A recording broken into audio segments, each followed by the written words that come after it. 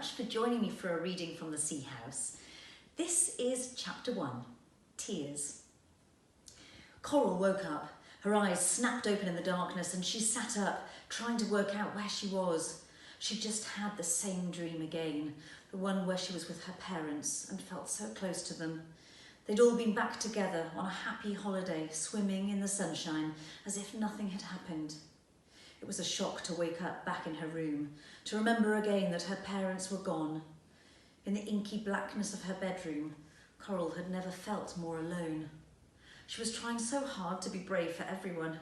Her Aunt Trish and Uncle Jeff had moved in and were doing their best to look after her, and friends from school visited to try and cheer her up, but nothing could fill the huge hole in her heart. It didn't even seem worth coming out of her room when she didn't have to. Coral had not let herself cry, not since the accident. She fought hard to keep her tears back, worried that if they began, they would never stop. But in the dark dead of night, after the hopeful bright island of her dream, she felt the grief surge inside her. She gulped and gasped for air, almost drowning. Her heart was pounding, a sound like the ocean rushed and swirled in her head. Finally, wave after wave of tears rolled down her cheeks, a sea of sorrow. Coral couldn't hold back anymore. She lay back down on her bed, allowed her tears to flow free, and let herself be swept away.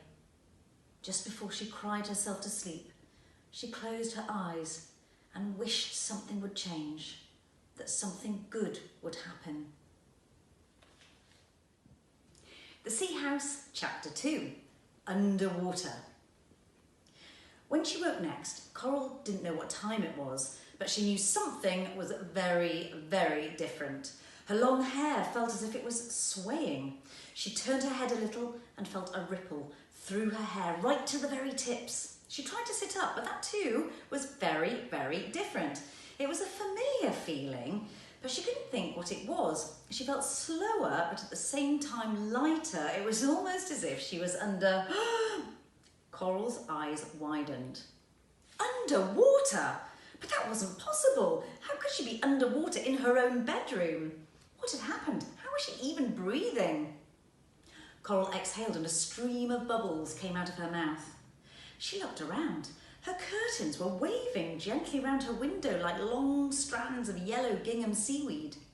Apart from that, the room looked the same, though there was no doubt about it. It was underwater. Out of the corner of her eye, at the far end of the room, Coral saw tiny blue flashes of light.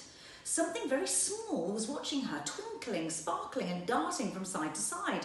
The flashing grew faster and faster. Whatever it was spun around, dived down, shot up high, then whizzed back. Coral tried to follow it, but it was making her feel dizzy and a little bit seasick.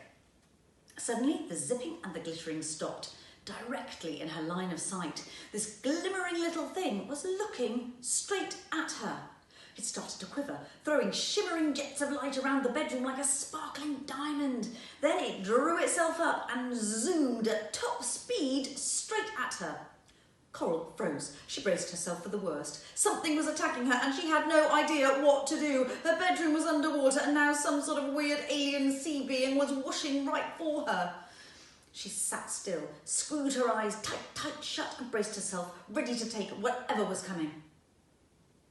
She waited. Nothing. She waited a little longer. Still, nothing.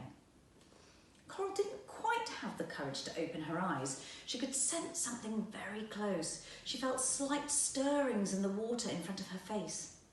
Somehow, she knew she didn't need to be afraid. Slowly, she opened one eye and then the other. What she saw was totally and utterly unexpected.